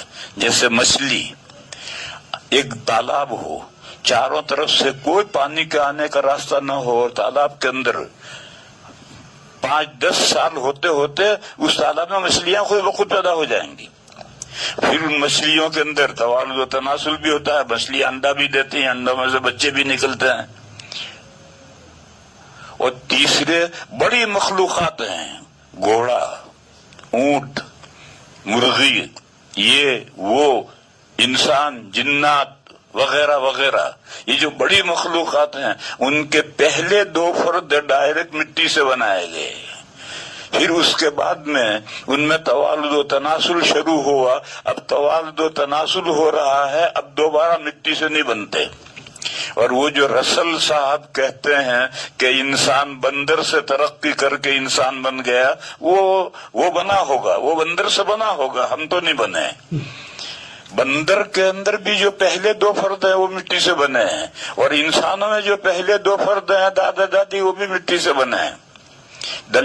دلیل حوالہ روح المعانی ایک بڑی معتبر تفسیر ہے، اس کی سورہ نساء کھولو، سورہ نساء کی پہلی آیت ہے یا ایھا الناس اتقوا ربکم الذی خلقکم من نفس واحدہ وخلق منها زوجها وبث منہما رجالا کثیرا ونساء۔ اس کی تفسیر حوض میں وہی مشہور تفسیر کی ہے کہ دادا مٹی سے، اللہ نے ان کو زمین کی مٹی سے پیدا کیا، پھر ان کی پسلی سے دادی کو پیدا کیا، وہ جو اسرائیلی مضمون جو تفسیروں میں آیا وہی کیا ہے۔ وہیں حاشیے میں حضرت جابر رضی اللہ تعالیٰ عنہ کے ایک شاگرد ہیں محمد باقر رحمت اللہ علیہ، تابعی ہیں، ان کا قول لکھا ہے، اور لکھا ہے کہ خلقت حواء من بقیت طینۃ آدم، پھر 12 لکھ کر لکھا ہے منہ، یعنی یہ حاشیہ کسی نے نہیں بڑھایا بلکہ تفسیر والے نے ہی یہ حاشیہ لکھا ہے کہ حضرت دادا آدم کو پیدا کرنے کے لیے جو حکم ہوا تھا اور فرشتوں نے جو مٹی تیار کی تھی اس مٹی میں سے دادا کا پتلا بنا دیا، تو باقی جو بچی ہوئی مٹی تھی اس مٹی سے دادی حوا کو بنایا گیا۔ یہ روح المعانی کے سورہ نساء کے پہلی آیت کی تفسیر کے حاشیے میں ہے، اور حضرت امام باقر یہ حضرت جابر کے شاگرد ہیں، ان کا قول لکھا ہے کہ خلقت حواء من بقیت طینۃ آدم، یہ دوسرا قول ہے۔ پھر مسئلے 2 ہیں، ایک مسئلہ تو یہ ہے کہ ہر عورت مرد کی پسلی سے بنی ہے، یہ تو بداہتاً غلط ہے۔ ہر عورت کسی نہ کسی مرد کی پسلی سے بنی ہے تو غلط ہے۔ کیوں؟ بہت سی عورتیں مرد کے اس کے شوہر کے پیدا ہونے سے پہلے پیدا ہو جاتی، لڑکی پیدا ہو جاتی ہے، ابھی تو لڑکا تو وجود میں نہیں آیا تو اس کی پسلی سے کہاں پیدا ہوئی۔ اور بہت سی لڑکیاں ہیں زندگی بھر شادی ہی نہیں کرتی تو وہ کس کی پسلی سے پیدا ہوئی۔ لہذا یہ مضمون کہ ہر عورت کسی نہ کسی مرد کی پسلی سے پیدا ہوئی ہے، یہ تو مضمون بداہتاً غلط ہے۔ ہاں، دادی دادا کی پسلی سے پیدا ہوئی، یہ بائبل سے یہ مضمون تفسیروں میں آیا ہے، صحیح حدیثوں میں یہ مضمون نہیں ہے۔ اور یہ سوال کہ بھی دادی پیدا کہاں ہوئی، تمام بڑی انواع اس کے پہلے 2 فرد ڈائریکٹ مٹی سے بنے ہیں، تو انسان بھی ایک بڑی نوع ہے، اس کے پہلے جو 2 فرد ہیں وہ ڈائریکٹ مٹی سے بنے ہیں۔ یہاں رک کر ایک بات سمجھو، یہ مولویوں کے سمجھنے کی بات ہے، ہر ایک کے سمجھنے کی بات نہیں ہے، وہ یہ ہے کہ یا ایھا الناس اتقوا ربکم الذی خلقکم من نفس واحدہ، نفس واحدہ کی تفسیر کرتے ہیں آدم علیہ السلام، یہ تفسیر متعین نہیں ہے۔ نفس سے مراد انسان کا نفس ہے جس کو نفس ناطقہ کہتے ہیں۔ اللہ نے تم سب انسانوں کو نفس انسان بنایا، انسان کا جو نفس ہے نفس ناطقہ اس سے بنایا ہے، اور اس کا جوڑا بنایا ہے، مرد اور عورت کا جوڑا بنایا ہے، یعنی 2 صنفیں بنائی ہیں، ایک صنف مرد ایک صنف عورت۔ وَبَثَّ مِنْهُمَا رِجَالًا كَثِيرًا وَنِسَاءً، پھر ان دونوں سے بہت مخلوقات پھیلائی۔ بہرحال یہ جہاں قرآن میں جہاں جہاں نفس آیا ہے اس نفس سے مراد نفس ناطقہ، آدم علیہ السلام مراد نہیں ہے۔ اور اس کی یہ تفسیر میری تفسیر ہے ہدایت القرآن، اس میں سورہ نساء کے شروع میں بہت تفصیل سے میں نے یہ سمجھایا ہے کہ یہ نفس سے مراد نفس ناطقہ ہے، جو تمام انسان مردوں کا اور عورتوں کا مشترک نفس ہے۔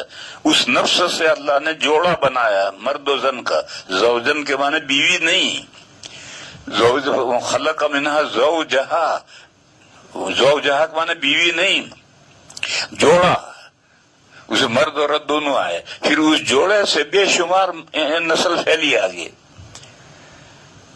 بس یہ اتنی تفسیر، لیکن لوگوں میں جو بات چلی ہوئی ہے اور وہ اتنے دماغوں میں بیٹھی ہوئی ہے کہ بخاری شریف کے حاشیے میں بھی یہی لکھا ہے. جہاں یہ کل میں نے بخاری کی حدیث بیان کی تھی کہ ان المرأۃ خلقت من ضلع، عورت پسلی سے پیدا کی گئی، وہاں حاشیے میں بھی یہی لکھا ہے. اور وہ حاشیہ بھی بہت بڑے آدمی کا حاشیہ ہے. حضرت مولانا احمد علی صاحب محدث سہارنپوری کوئی معمولی آدمی نہیں، بہت بڑے آدمی تھے، مگر انہوں نے وہ حاشیہ ادھر ادھر کتابوں میں سے نقل کیا ہے، انہوں نے اپنی طرف سے کچھ نہیں لکھا.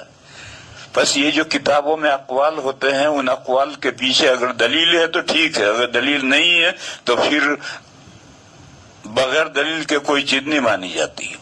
اور قرآن میں بھی کوئی واضح بات نہیں ہے کہ عورت دادی دادا کی پسلی سے بنی ہے، ایسی کوئی واضح بات قرآن میں نہیں ہے، حدیث میں بھی، صحیح حدیث میں بھی نہیں ہے. اور دوسری جن حدیثوں میں یہ بات ہے وہ سب بائبل سے آئی ہوئی حدیثیں ہیں، اسرائیلی حدیثیں. اس کے بعد پھر سوال ہے، دوسرا سوال ہے کہ تراویح کی نماز 4 رکعت کر کے پڑھنا جائز ہے یا نہیں؟ 4 نہیں، 6 رکعت کر کے پڑھو، 8 رکعت کر کے پڑھو، سب جائز ہے. 8 سے زیادہ 10 رکعت ایک سلام سے پڑھنا مکروہ ہے. کوئی بھی نفل نماز، تراویح کی تو تخصیص نہیں ہے، کوئی بھی نفل نماز ہے. ائمہ ثلاثہ کے یہاں تو یہ ہے کہ افضل دو ہے، لیکن امام اعظم کہتے ہیں کہ 4 ایک سلام سے افضل ہیں، اور 6 بھی ایک سلام سے جائز ہے، 8 بھی ایک سلام سے جائز ہیں. 8 سے زیادہ ایک سلام سے پڑھنا ٹھیک نہیں. تراویح اگر 4 پڑھے، 6 پڑھے، 8 ایک سلام سے پڑھے، سب جائز ہے. 8 سے زیادہ خلاف اولا ہے. نبی پاک صلی اللہ علیہ وسلم سے 8 رکعتیں ایک سلام سے پڑھنا ثابت ہے، 8 سے زیادہ پڑھنا، ایک سلام سے پڑھنا ثابت نہیں ہے. تیسرا سوال ہے، اگر گھر میں محرم خواتین کے ساتھ با جماعت نماز ادا کی جائے تو کیا خواتین تکبیر کہہ سکتی ہیں؟ کہہ سکتی ہیں. اور خواتین کے کہنے کے بجائے جو امام بن رہا ہے مرد وہی تکبیر کہے. ہمارے یہاں ایک بہت بڑی غلطی ہے کہ امام صاحب مصلی پر کھڑے ہیں اور پیچھے سے کوئی تکبیر نہیں کہہ رہا تو کہتے تکبیر کہو. ارے بھائی ان کو کیا کہہ رہا، تو خود کہنا. تکبیر کہنے کے لیے کوئی دوسرا ہونا آدمی ضروری ہے، نہیں تھوڑی امام بھی تکبیر کہے گا. سعودیہ میں چلے جاؤ، سعودیہ میں جو بڑی مسجدیں ہیں ان میں تو بہت سارے امام ہوتے ہیں، لیکن جو چھوٹی چھوٹی مسجدیں ہیں اس میں ایک ہی آدمی ملازم ہوتا ہے. وہی مسجد میں ہوور چلاتا ہے، مشین چلا کر مسجد قالین صاف کرتا ہے. وہی وہاں پانی نہیں ہوتا ہے، نالیاں اور نل نہیں ہوتے ہیں، وضو کا انتظام نہیں ہوتا ہے، قالین کے اوپر مشین چلا کر کے صاف کرنا ہے تو وہی ایک آدمی کرتا ہے. وہی اذان دیتا ہے. پھر جب نماز کا وقت آتا ہے تو وہی لاؤڈ اسپیکر کے پاس جا کر کے تکبیر کہتا ہے، پھر مصلی پر آ کر کے نماز شروع کرتا ہے، پڑھاتا ہے. وہاں کوئی دوسرا تکبیر کہنے والا نہیں ہے. مگر ہماری ایسا دماغوں میں بیٹھا ہے کہ تکبیر کہنے والا دوسرا ہونا چاہیے، دوسرا نہیں. اگر پیچھے کوئی مرد نہیں ہے تو جو مرد امام بن رہا، شوہر امام بن رہا، وہی تکبیر کہے. لیکن اگر عورت تکبیر کہے تو عورت بھی کہہ سکتی ہے. مرد حافظ ہے، وہ قرآن پڑھ رہا ہے، اور عورت بھی حافظہ ہے، تو وہ اگر غلطی کرے تو لقمہ دے سکتی ہے، اس سے نماز نہیں ٹوٹتی. اور وہ جو فقہ میں ہے کہ صوت المرأۃ عورت، اس کا عورت کی آواز بھی سطر ہے، ننگاپا ہے، اس کا تعلق معاشرے کے ساتھ ہے. کہ گھر میں عورت ہے، کسی نے دروازہ کھٹکھٹایا تو عورت گھر میں سے اس سے باتیں نہ کرے، کراری آواز میں کہہ دے میاں صاحب گھر میں نہیں ہے. یہ جو عورتوں کا اجنبیوں کے ساتھ رسیلی آواز میں گفتگو کرنا ہے، اس کے ساتھ اس مسئلے کا تعلق ہے. صوت المرأۃ عورت، عورت کی آواز بھی عورت ہے. نماز میں اگر عورت لقمہ دے گی تو عورت کی نماز نہیں ٹوٹے گی، مرد لقمہ دے گا تو نماز نہیں ٹوٹے گی. اور وہ تکبیر کہے گی تو اس سے کوئی آسمان ٹوٹ نہیں پڑے گا. باقی اس کو کہنی نہیں چاہیے. امام مرد ہے، وہ مرد ہی تکبیر کہے. اس کے بعد ہے جو حدیث شدید درجہ کی ضعیف ہو، جو حدیث شدید درجہ کی ضعیف ہو وہ فضائل میں چل سکتی یا نہیں چل سکتی. ضعیف حدیث فضائل میں معتبر ہے، ضعیف حدیث فضائل میں معتبر ہے. لیکن جو حدیث شدید ضعیف ہے یعنی تقریباً موضوع جیسی ہے، ایک تو ہے 100% موضوع گھڑی ہوئی حدیث ہے، اور ایک ہے کہ وہ شدید ضعیف ہے تو وہ بھی گویا یہ سمجھو کہ وہ موضوع جیسی ہے، وہ فضائل میں بھی نہیں چلے گی. فضائل میں ضعیف حدیث چلے گی. ضعیف حدیث جو ہے وہ تو فضائل اعمال میں ضعیف حدیث چلتی ہے، شدید ضعیف حدیث نہیں چلتی. اس کے بعد سوال ہے اگر تراویح کی پہلی 4 رکعت میں 15واں پارہ پڑھا، پھر باقی 16 رکعت میں 13واں 14واں پارہ پڑھا تو کیا تراویح درست ہو جائے گی؟ بالکل درست ہو جائے گی. اس مسئلے کو چھوڑو، تم یوں سمجھو کہ امام صاحب نے پہلی رکعت میں قل هو اللہ پڑھا اور دوسری رکعت میں تبت یدا پڑھا تو نماز ہو جائے گی. اور پڑھنا نہیں چاہیے، پڑھنا پہلی رکعت میں تبت یدا پڑھو، پھر دوسری میں قل هو اللہ پڑھو، یعنی اترتا قرآن پڑھو. اور یہ اترتا قرآن پڑھنا واجب ہے، مگر یہ قرات کا واجب ہے، نماز کا واجب نہیں. لہذا اگر کوئی سرا پڑھے تو نماز ہو جائے گی، نماز کا کوئی واجب فوت نہیں ہوا. سبب اور مسبب کسے کہتے ہیں؟ سبب کے معنی ہے ذریعہ. جیسے کنواں ہے، کنویں میں پانی تک پہنچنے کا ذریعہ رسی اور ڈول ہے، اس کے ذریعے سے ہم پہنچتے ہیں. تو یہ رسی اور ڈول سبب ہے اور پانی مسبب ہے. اسی طرح سے ہم کھانا کھاتے ہیں، روٹی سالن کھاتے ہیں، پانی پیتے ہیں تو شکم سیر ہوتے ہیں. تو یہ پیٹ بھر گیا، سیر ہو گئے، یہ سیر ہونا مسبب ہے اور اس کا سبب ہے روٹی سالن اور پانی، یہ اس کا سبب ہے.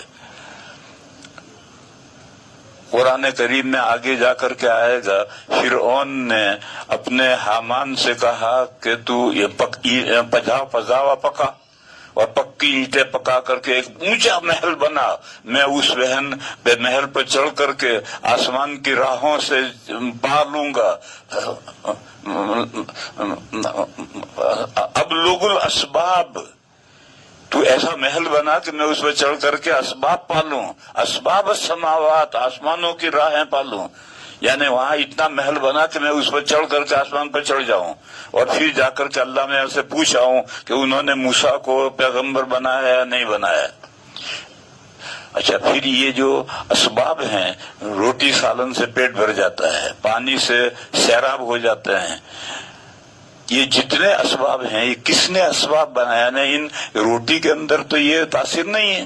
اگر روٹی میں یہ تاثیر ہے تو جس کو استسقاء کی بیماری ہے وہ پانی پیتے پیتے پیٹ پھٹ جاتا ہے، کھاتے کھاتے پیٹ پھٹ جاتا ہے، پیٹ نہیں بھرتا. یہ تو اللہ نے ان میں یہ سبب کے اندر یہ تاثیر رکھی ہے. تو اللہ ہے مسبب الاسباب، اسباب کو اسباب بنانے والے اللہ ہیں. اللہ کے علاوہ کوئی کسی سبب کو سبب بنانے والا نہیں ہے.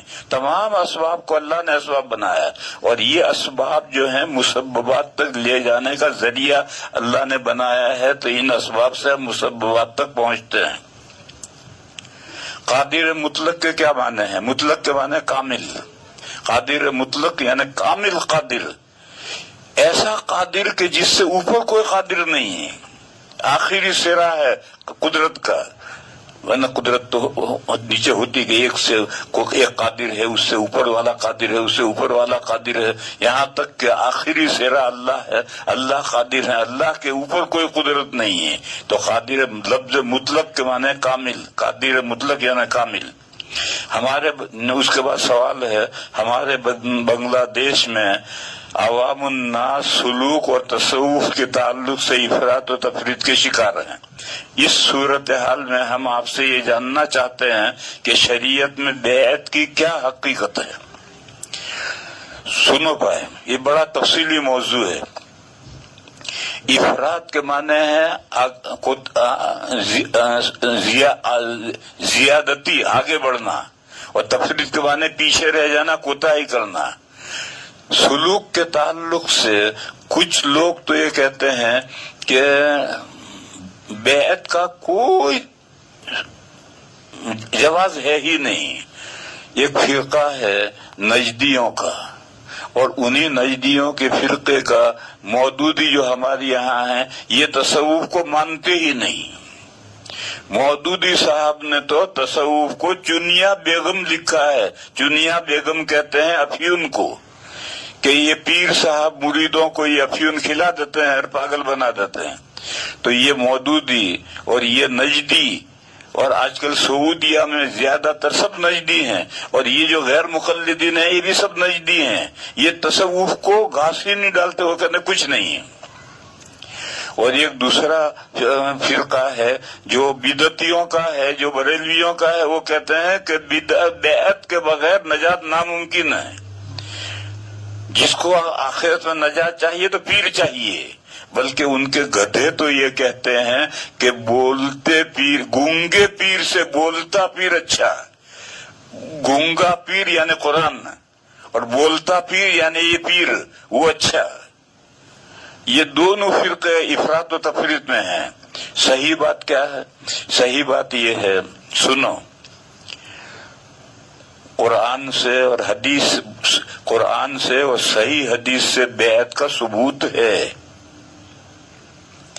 سورہ ممتحنہ میں آیت ہے، یا ایھا النبی اذا جاءک المؤمنات یبایعنک علی الا یشرکن باللہ. اس میں ذکر ہے کہ اگر عورتیں اگر آپ سے بیعت کرنے آئیں تو آپ ان شرائط پر، ان دفعات پر بیعت کر لیں. تو یہ بیعت کا قرآن میں ذکر آیا. اور جو حکم عورتوں کے لیے ہے وہی حکم مردوں کے لیے ہے. یہ قاعدہ یاد رکھو. نوعی احکام مرد اور عورت کے مشترک ہیں، اور صنفی احکام الگ ہیں. مرد کے داڑھی نکلتی ہے، عورت کے نہیں نکلتی.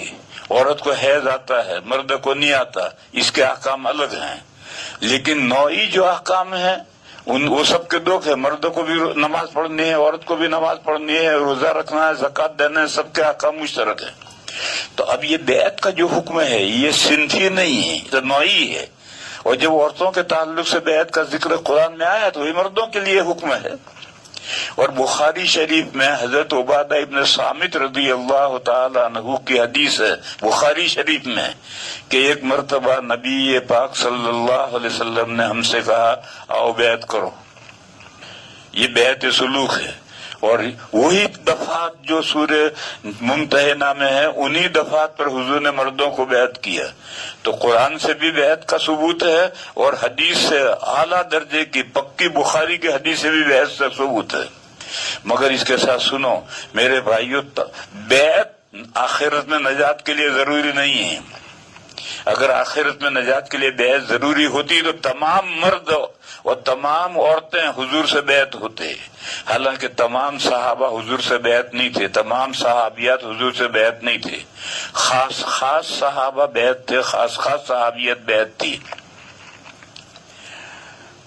اور جو عورتیں بیعت تھی ان کا جب تاریخ میں تذکرہ آتا ہے تو یہ جملہ آتا ہے کانت من المبایعات. یہ خاتون بیعت کرنے والی خواتین میں سے ہے. اس سے ان کا مقام و مرتبہ بڑھ جاتا تھا. ایسے مردوں میں سے بھی بیعت کرنے والے خاص ہیں.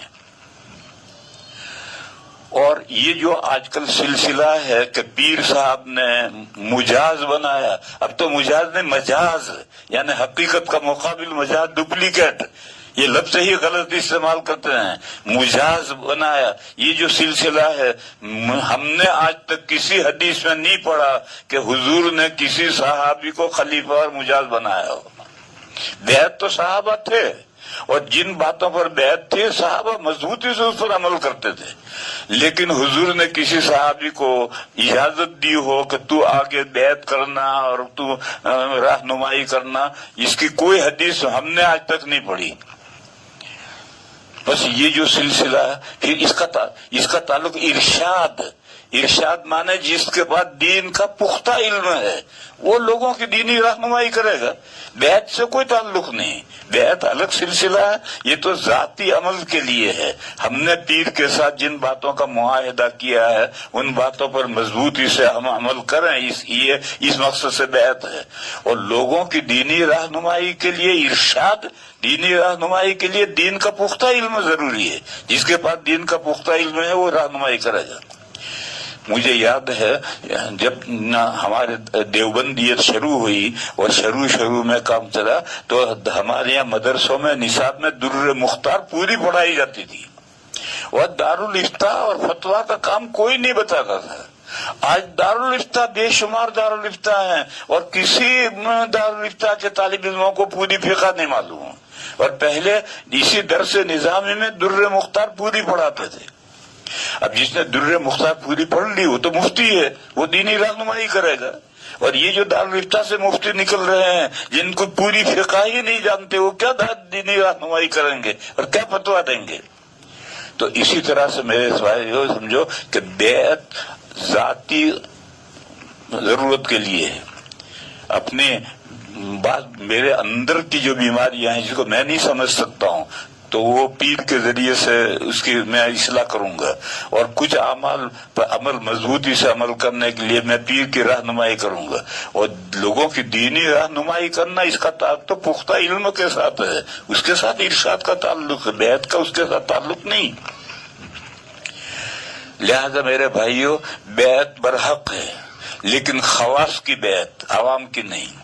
یہ جو عوام کی بیعت ہے یہ تو بریلویت ہے، اور خواص کی جو بیعت ہے یہ دیوبندیت ہے۔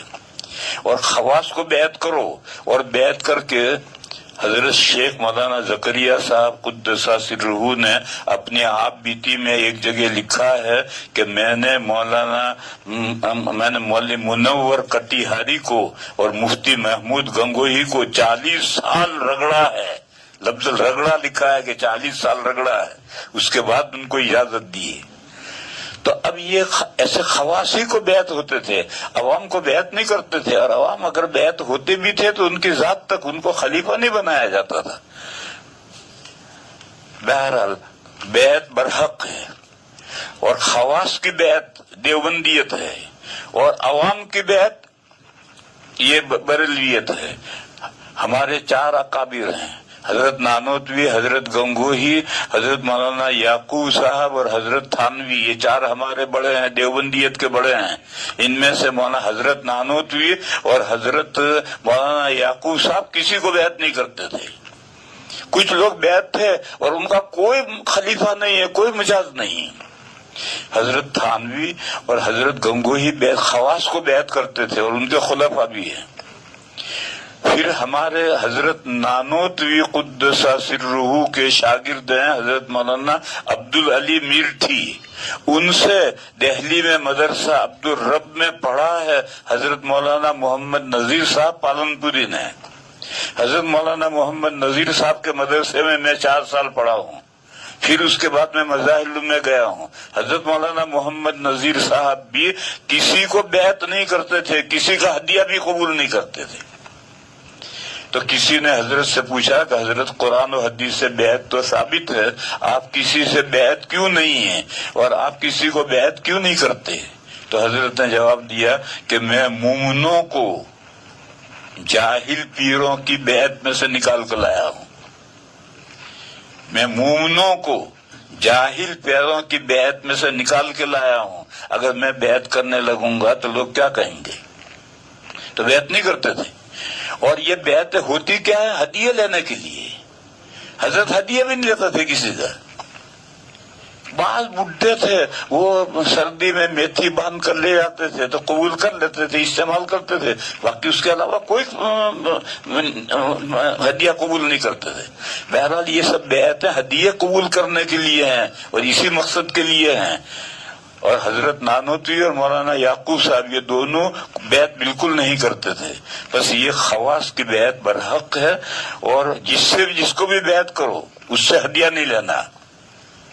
حضرت تھانوی رحمت اللہ علیہ کے یہاں ہدیہ اگر کسی کو دینا ہے تو پہلے درخواست دینی پڑتی تھی اور اجازت لینی پڑتی تھی۔